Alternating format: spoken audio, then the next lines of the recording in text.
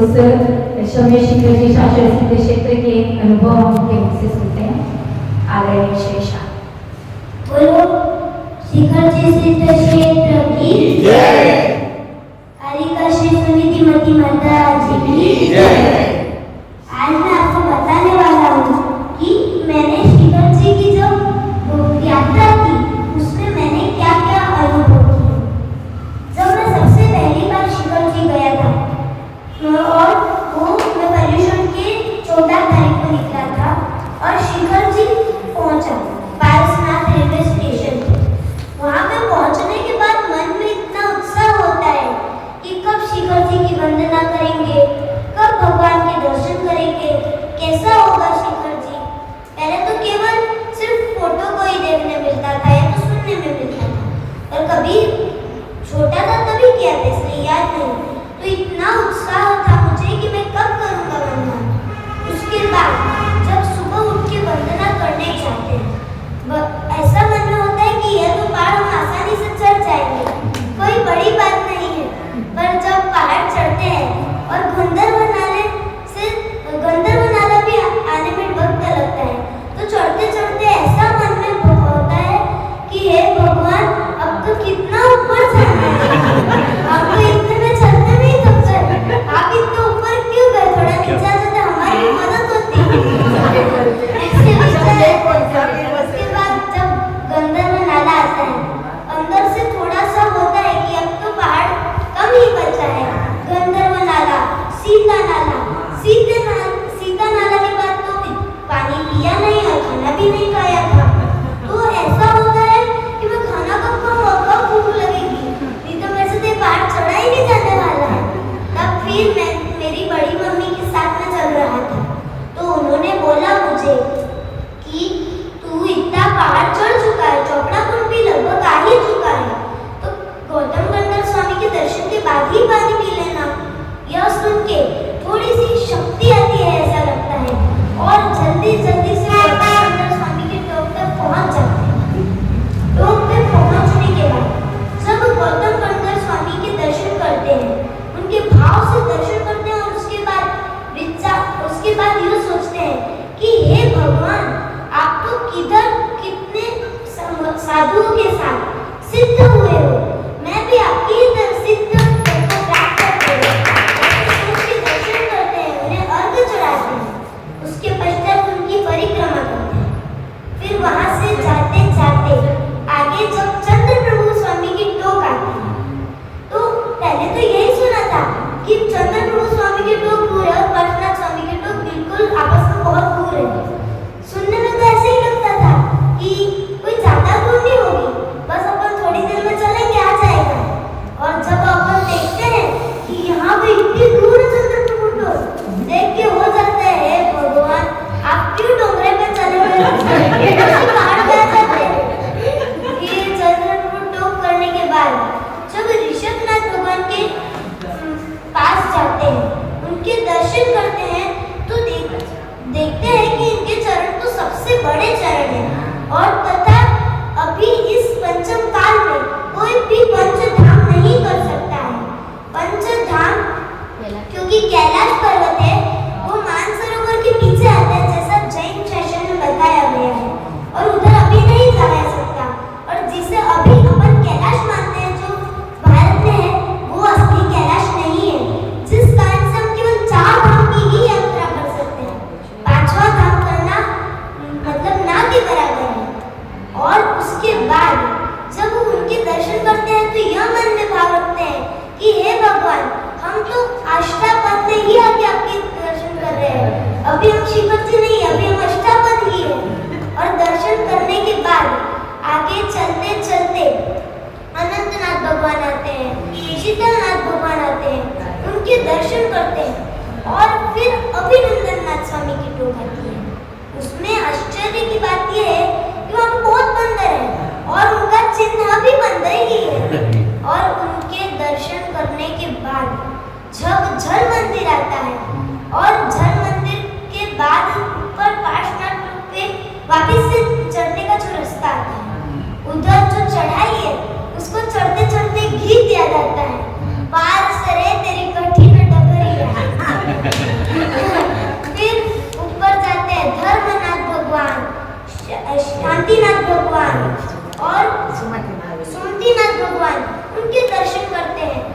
दर्शन करते करते सुपर स्नैपटॉप गए। सुपर स्नैपटॉप इसके बारे में हम जब विमल सागर जी की जीवन चरित्र को पढ़ रहे थे कि एक बार एक श्रावक था, बहुत बीमार पड़ गया था, डॉक्टर भी हार चुके थे। तब उसके माता पिता उसे लेकर विमल सागर जी के पास आते हैं। विमल सागर जी से उपाय मांगते हैं कि ठीक कैसे होगा, क्या करें। तब विमल सागर जी बोलते हैं कि तुम सुपर स्नैपटॉप की मिट्टी ले आओ। और वो जब पहाड़ पे चढ़ते तब भूल जाते हैं कि सुपर स्नैपटॉप की लानी थी, पर स्नैपटॉप की। हाँ, जब वो फिर दोनों थैलियों में दोनों टोपों की मिट्टी ले लेते हैं। उसके बाद जब वो वंदना करके विमल सागर जी के पास पहुंचते हैं तो विमल सागर जी बोलते हैं मिट्टी कहाँ है, तो वो थैली देते हैं। और विमल सागर जी बोलते हैं नहीं, ये तो सुपर स्नैपटॉप की मिट्टी नहीं है, ये पावर स्नैपटॉप की मिट्टी है, तुम गलत मिट्टी लाए हो। फिर वो दूसरी थैली देते हैं सुपर स्नैपटॉप की मिट्टी के वाली। और इससे उनको पहचान भी थी कि कौन सी टोप की कैसी मिट्टी है। उसके पश्चात और वह मिट्टी जब बहुत औषधीय गुण वाली है। उसके बाद जब आगे जाते हैं पार्श्वनाथ भगवान की टोक आती है। और जब वो आने वाली होती है मन में इतनी खुशी होती है कि हे भगवान, हम अब आपके पास दर्शन करने आ ही चुके हैं, आपकी निर्वाण स्थली बस पहुंच ही चुके हैं, अब कुछ ही क्षणों में हम आपके दर्शन भी कर लेंगे। चढ़ते चढ़ते जब पार्श्वनाथ भगवान आते हैं मन में इतनी खुशी होती है कि भगवान हम आ गए, आपके दर्शन करें। और उसके बाद जो उनके चरण है ना, वो उसके ऊपर जो शिखर बना है उधर देखते हैं। कहते हैं कि जिधर चढ़ते हैं उधर से ही भगवान मोक्ष गए हैं। और कोई भी यदि मोक्ष को प्राप्त करता है, वो जिस स्थान पे बैठा होता है उसके बिल्कुल सीधे ही मोक्ष में जाता है, कहीं आड़ा टेढ़ा तिरछा नहीं, बिल्कुल सीधी। तो ऊपर दर्शन करके बोलते हैं कि हे भगवान, आपकी ही तरह हम भी सिद्ध पद को प्राप्त करें। यह भावना पाते हुए जब नीचे उतरते हैं तो यूं होता है कि हम वापस से कब आएंगे। और इतनी मेहनत से ऊपर चढ़ने का ऐसा होता है कि यही पे रुक जाए, वापस से ऊपर चढ़ना नहीं पड़ेगा। नीचे उतरते हैं और फिर प्रसन्न सागर जी का पांडा देखने जाते हैं। प्रसन्न सागर जी के पांडे को देखते वक्त जब हमको तो होता है धन्य है वो गुरु जो इतना तप कर रहे हैं, इतना तप कर रहे हैं, और वो भी उत्तम सिंह निष्क्रीडित। आज से पहले कहीं भी मतलब पुराने साधु थे, उनके बारे में ऐसा सुनाया नहीं गया जैसे सन्मति सागर जी। जिस कारण से उनको जब देखते हैं तो मन में ऐसा होता है कि कितने तपस्वी है ये गुरु, कितने तपस्वी है। उसके बाद उतरते वक्त फिर जब वो वापस से घर पे जाते हैं तब शिखर जी को जब छोड़ते हुए जाते हैं, एक ये होता है कि भगवान वापस से कब आएंगे हम इस जगह। उसे शिखर जी से जाने का ही मन नहीं करता, फिर भी जाना पड़ता है। और इतने अच्छे भाव, हमको इतने अच्छे भाव कि मैं सब उससे पहले कि मैं बताऊं, मैं मेरे पापा को धन्यवाद कहना चाहता हूँ। क्यों? क्योंकि उनकी वजह से मुझे शिखर जी की 1 महीने में दूसरी बार ऐसी यात्रा करने में मुझे जो वापस से मैं चढ़ा पहाड़, मैंने परिक्रमा करी। और वो भी परिक्रमा तो करने में कोई इतना कुछ खास नहीं, पर एक साधु के साथ मैंने परिक्रमा करी। मेरे को साधु का मतलब साधु के साथ रहने का मतलब वो मिला, सौभाग्य मिला। और उसके बाद परिक्रमा करने के बाद जब आते हैं प्रसन्न सागर जी का पुनः पाटने का दर्शन होता है। और उसके बाद हम सब साधुओं के दर्शन करने जाते हैं। तो उनमें अभी सबसे वरिष्ठ जो आचार्य हैं संभव सागर जी, उनके दर्शन होते हैं। और उस दिन हमारी क्या ऐसी किस्मत कि हमको सब चाह रहे थे लोग कि गुरुदेव गेट ही नहीं खोलेंगे, गुरुदेव गेट ही नहीं खोलेंगे, क्योंकि उनको दिन में 101 मालाएं गिनने होती है। परंतु हमारा ऐसा किस्मत कि हम गुरुदेव ने गेट खोला, वो बाहर आए और उन्होंने स्वाध्याय करा और हमको स्वाध्याय सुनने भी मिला। उसके पश्चात पर हम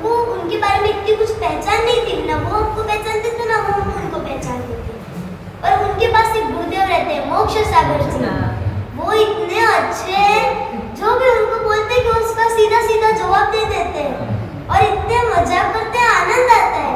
और शंभू सागर जी तो ऐसे गुरुदेव हैं, कभी अचानक गंभीर हो जाते हैं, कभी अचानक से एकदम हंसने वाले हो जाते हैं, ऐसे करते हैं। मेरे को तो उनको देख के हो गया कितने वात्सल्य के धनी है ये गुरुदेव। उसके बाद उन्हें वंदना करके हम आते हैं और फिर अंतिम दिन होता है। जो होता है, हमने उनके पास कपड़े सुखाए थे, क्योंकि जो संभव सागर जी हैं उनको आहार देने के लिए प्रतिमा चाहिए, 2 प्रतिमा, और उनके वहाँ ही त्रियुगाश्रम में ही कपड़े सुखाने होते हैं। हमने सुखा तो दिए, परंतु मेरी जो धोती थी वो सफेद रंग की नहीं थी, तो मुझे उनके पास भी जाने को नहीं मिला। बहुत उदास हो गया था। फिर 2 गुरुदेव थे, एक तो मोक्ष सागर जी, उनके साथ एक और गुरुदेव थे। तो उनको ज्ञात नहीं था कि मैंने 7 प्रतिमा सप्तव्यसन और इन्होंने 7 प्रतिमा धारण करी है। तो इनको तो आहार दे के आने मिल गया और इन्होंने वापस से सारे साधुओं को दे दिया। मैंने तो 7 व्यसन लिए थे, गुरुदेव को ज्ञात नहीं। तो फिर जब मैंने पूछा कि गुरुदेव आप बताओ सही क्या त्याग करने पड़ते हैं कि मैं आपको आहार दे सकूं, तो गुरुदेव बोलते हैं क्या कोई नियम या त्याग लिया है तुमने? मैंने बोला हाँ, मेरे आजीवन सप्त व्यसन के त्याग करे। तुरंत उस वक्त जनोई नहीं थी मेरी, तो वह मेरे को जनोई पहनाते हैं। उसके बाद मेरे उनको आहार देता हूँ और शंभू सागर जी भी देख रहे होते हैं कि मैं उनके आहार के लिए आया था। मैंने उनकी भैया वृत्ति भी की थी और उसके बाद उन्हें न जाने कैसे याद होता है। और जब स्वाध्याय होता था तो हम प्रश्न का उत्तर दे देते थे, तो गुरुदेव को हमारे बारे में कुछ ज्ञात होगा। तो अंतिम दिन जब हम जा रहे थे ना, तब वो लास्ट में जब प्रवचन दे रहे थे सम्यक दर्शन के बारे में, सम्यक दर्शन किसको होता है, तो उन्होंने बोला कि ये कनक नंदी के शिष्य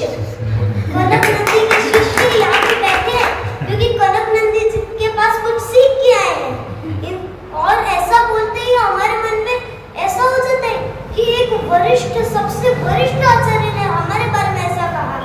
और हम तो जब पहले सोचते थे कि हमको उनके दर्शन भी नहीं मिलेंगे ऐसे, और उनके इतने अच्छे से दर्शन, फिर हम बोलते हैं और वो सामने से बोलते हैं कि मुझे ज्ञात है कनक नंदी ने मुझे नमस्तु भी कहा होगा। और हम कहते हैं हाँ गुरुदेव कहा भी था, क्योंकि बीच स्वाध्याय में तो हम कहेंगे तो हमको डांट पड़ जाएगी, इसलिए हमको कुछ नहीं बोलता। फिर हम बोलते हैं, तब हम उनके पास जाते हैं और बताते हैं। फिर हमने बोला गुरुदेव हमको आशीर्वाद दो कि आपके पुनः दर्शन मिल जाए। फिर हम उनसे जब आशीर्वाद लेते हैं तो वही बोलते हैं कि तुम्हारे जैसे श्रावकों को आशीर्वाद नहीं देंगे तो किसको देंगे? और उसके बाद तो मेरे को ही होता है कि बस ऐसे गुरु का मुझे वात्सल्य मिल गया, ऐसे गुरु का, सबसे वरिष्ठ आचार्य का। तो और वे यूं भी बोलते हैं कि मैं तो कितना वृद्ध हूँ, संलेखना लिया हुआ। वो स्वयं की तारीफ नहीं कर रहे थे, वे बताना चाहते थे कि मैं वृद्ध हूँ, मेरी संलेखना ली है कि मैं तुमको मेरे दर्शन मिलने में मुश्किल थे, परंतु तुम 1 महीने में दूसरी बार आए हो मेरे दर्शन करने, इसका मतलब तुम्हारा पुण्य अभी भी जिंदा है। और कहते हैं कि कनक नंदी क्षत्रिय, मैं भी क्षत्रिय।